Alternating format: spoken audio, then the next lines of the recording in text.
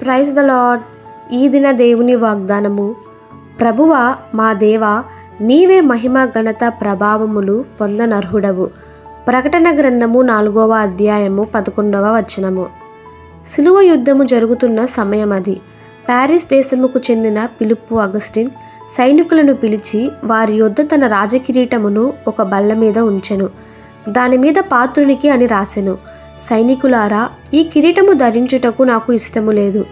ఎవరైతే ఈ దేశము కొరకు సాహస కార్యాలు చేస్తారో వారికే ఈ కిరీటము బహుకరించెనని రాజు ప్రకటించెను.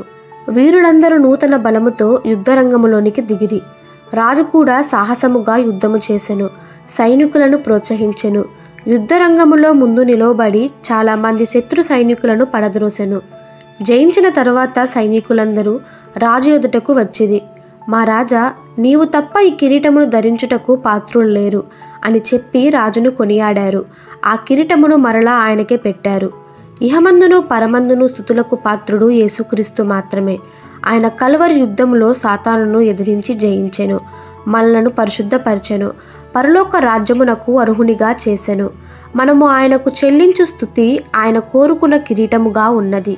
క్రీస్తు ద్వారా కోట్లాది కృపలను మేళ్లను పొందుతున్న మన హృదయము కృతజ్ఞతతో నిండి ఆయనను స్తుతించవలను. మన జీవితము స్తుతించు జీవితముగా మార్చబడాలి. మనం ప్రభువుని స్తుతించినప్పుడు ఆయన హృదయము సంతోషించుచున్నది. అందువలన కృతజ్ఞత కలిగి ఉండాలి. 10 మంది కుష్ఠరోగులు యేసు వద్దకు వచ్చిరి, అద్భుతముగా స్వస్థత నొందారు. అయితే ఒక వ్యక్తి మాత్రమే కృతజ్ఞతాస్తుతులు చెల్లించుటకు వచ్చెను. మనము దేవుని యొద్ద పొందిన సమస్త మేలును బట్టి ఆయనను స్తుతిస్తున్నామా?